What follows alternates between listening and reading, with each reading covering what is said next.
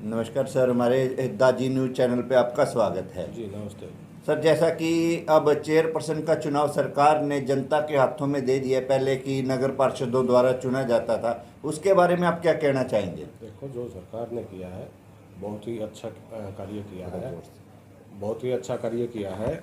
और जो लोग अब सीधे चेयरमैन को चुनेंगे तो ये अच्छी बात है, शहरवासियों के लिए अच्छी बात है।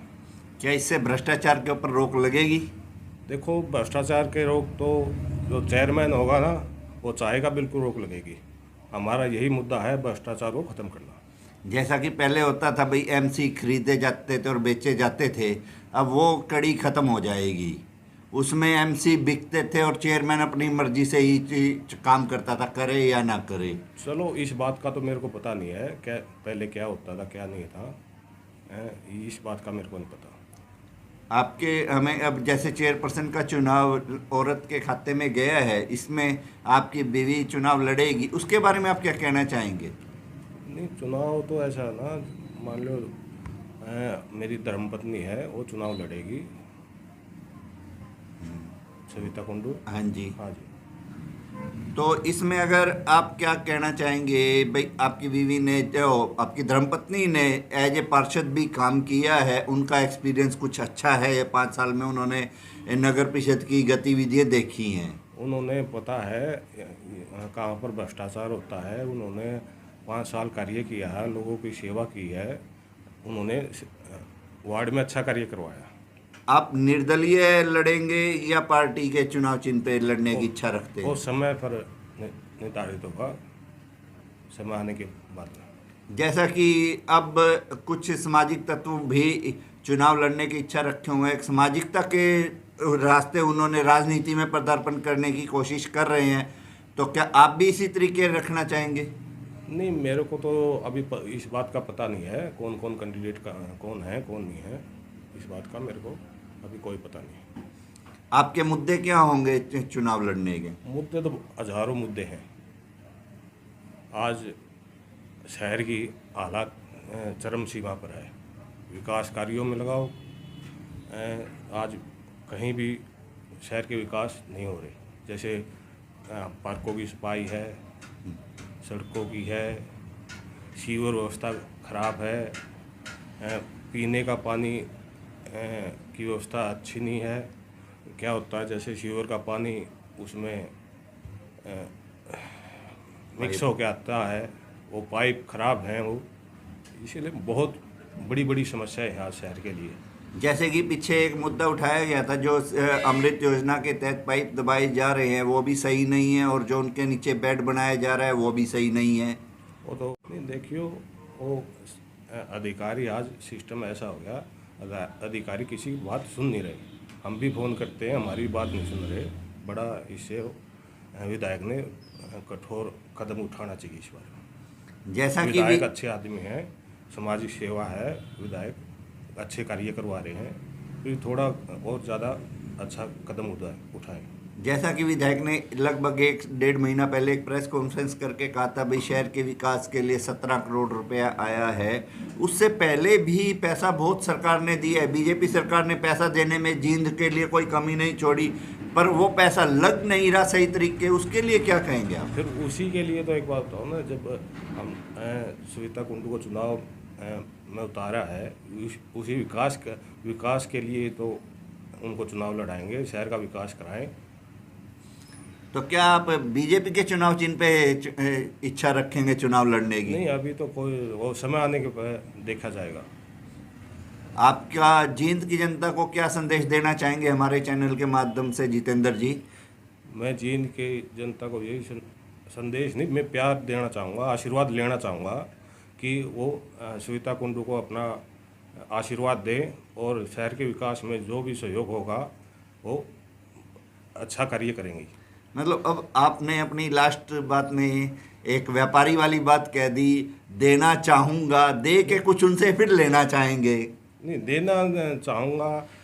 एक बात बताऊँ ना, मान लो जो देना नहीं होता वो मैंने ये बात कही है आपको, जो जनता आशीर्वाद देगी, ये बात कही है। मतलब दे के फिर आप लेना भी चाह रहे हैं? नहीं लेना क्या, एक बात बताओ ना, आशीर्वाद तो लेंगे ना बड़ों का, एक बात ना, शहर का आशीर्वाद तो लेना चाहिए ना।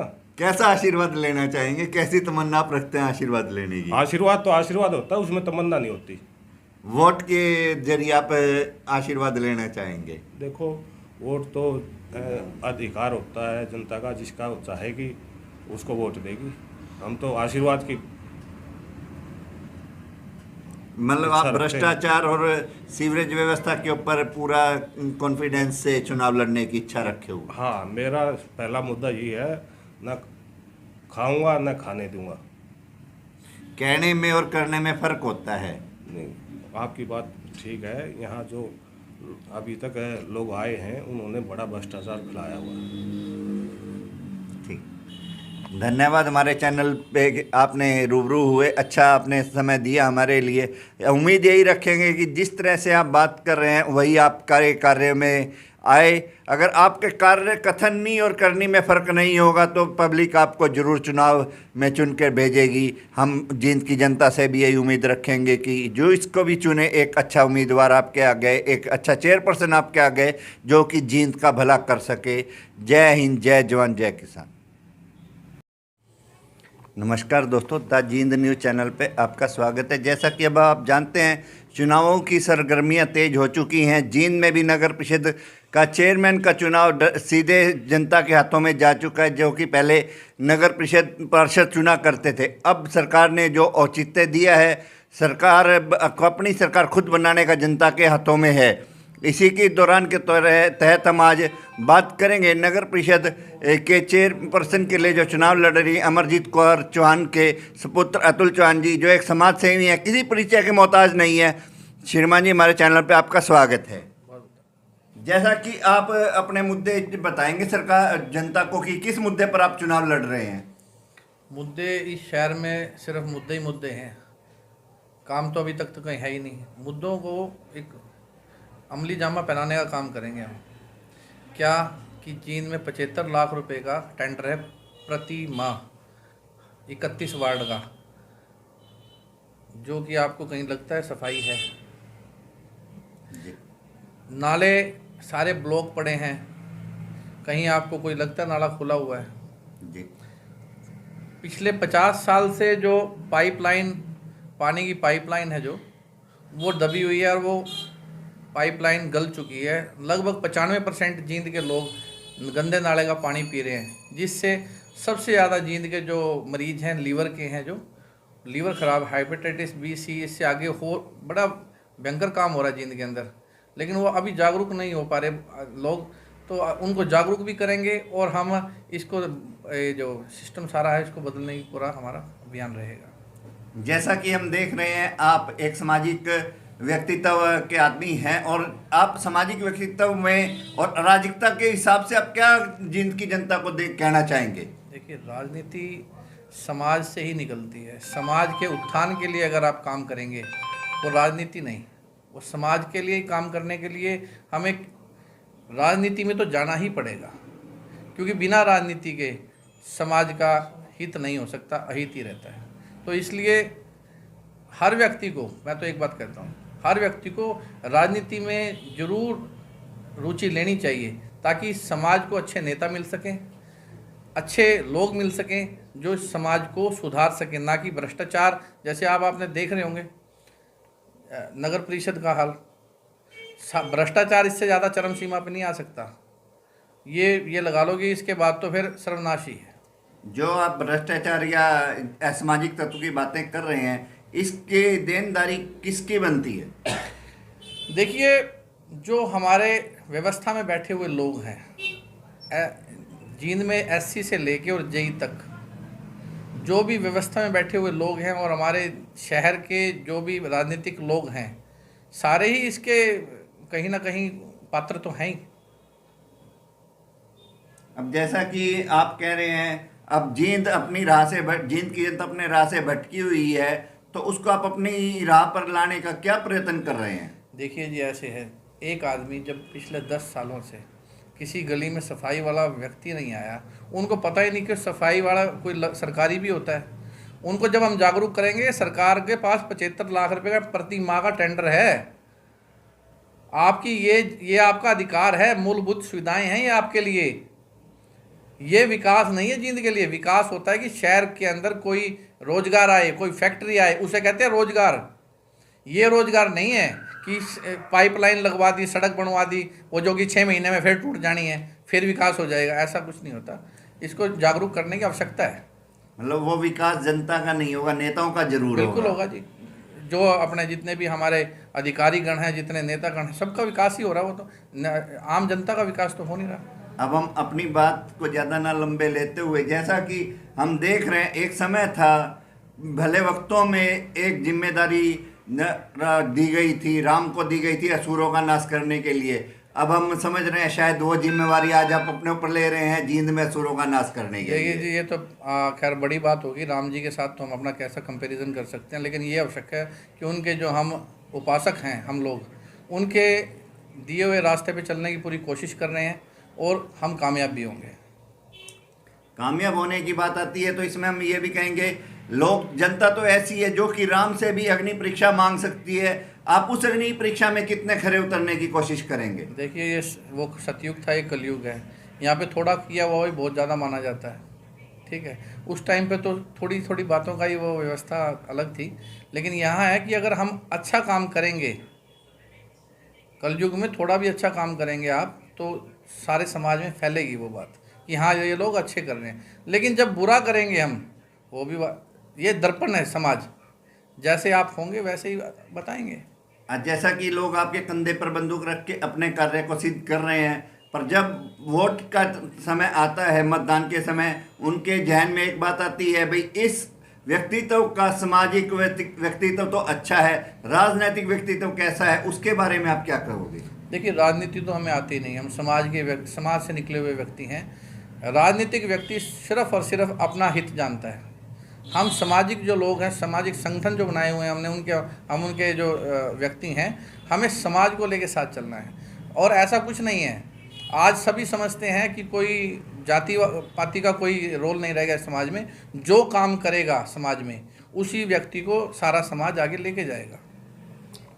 ठीक है दोस्तों, जैसा कि अब आपने सुना, भावी प्रत्याशी हैं अतुल प्रताप चौहान जी, जो इनकी माता जी चुनाव लड़ेंगी, पर काम तो यही कर रहे हैं। आज जनता की नज़रों में इनका नाम है कहीं पे। अब वक्त बताएगा कि ये नाम मतदान की पेटी में कितना जाता है, कितना नहीं जाता। ये जनता की भलाई क्या है, क्या नहीं, इन्होंने तो बता दिया अपना रास्ता। अब आगे जनता का मूड क्या कहेगा, जींद की बात आपके साथ। जय हिंद, जय भारत।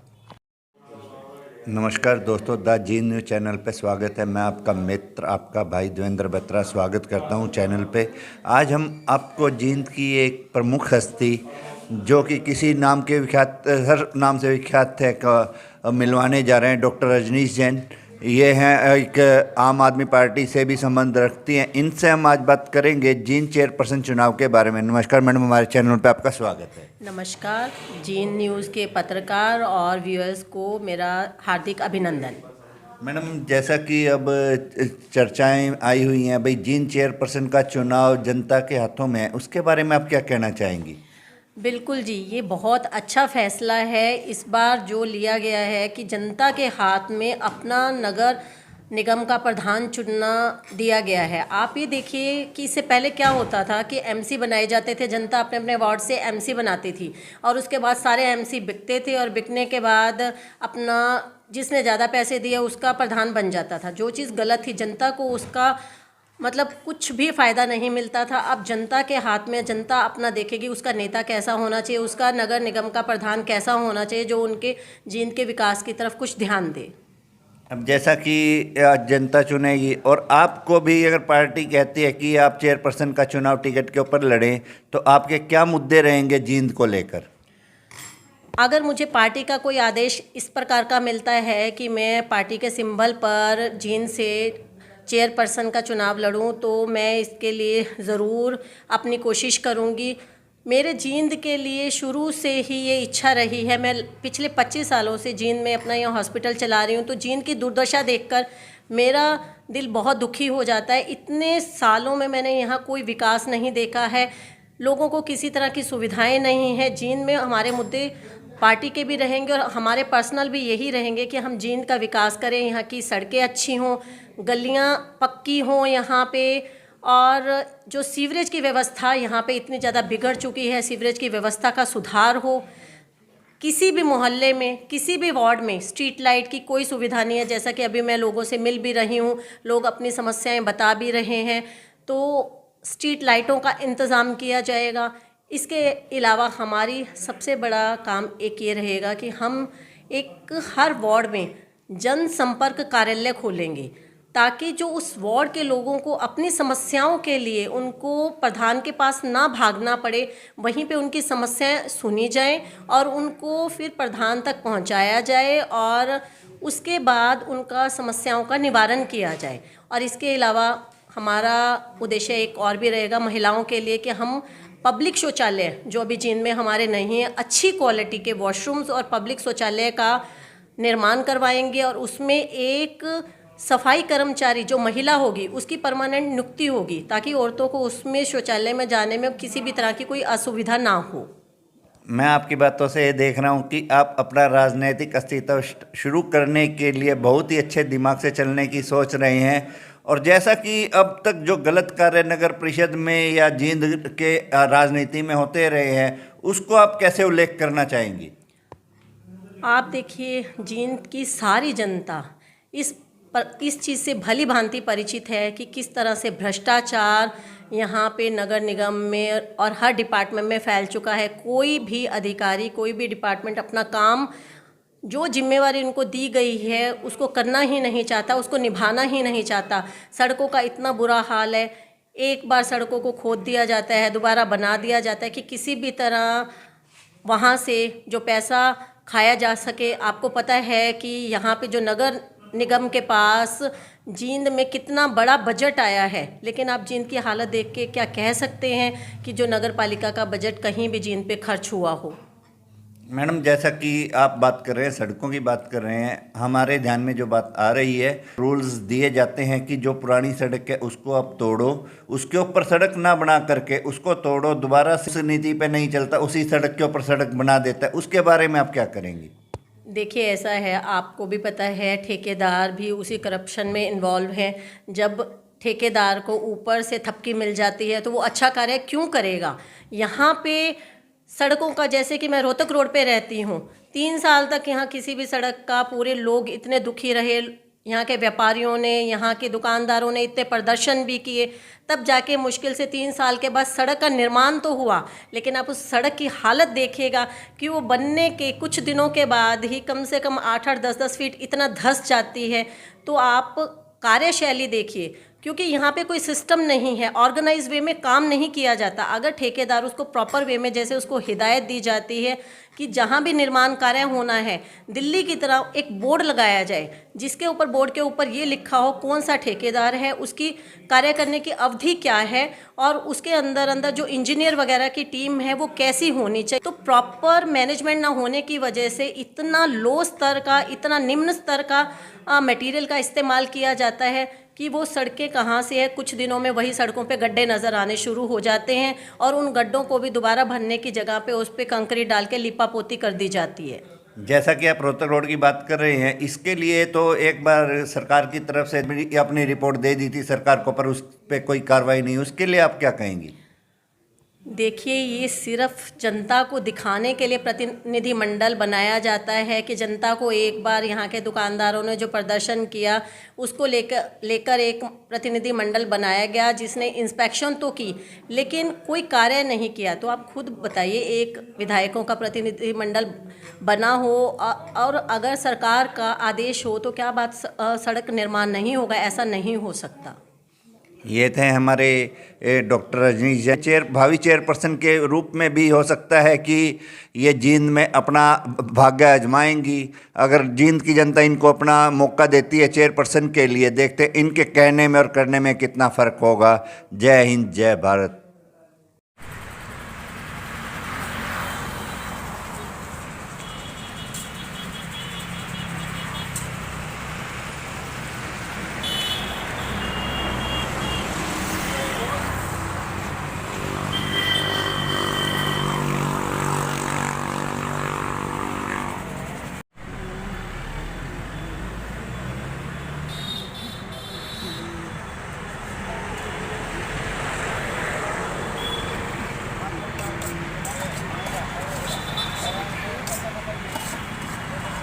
हट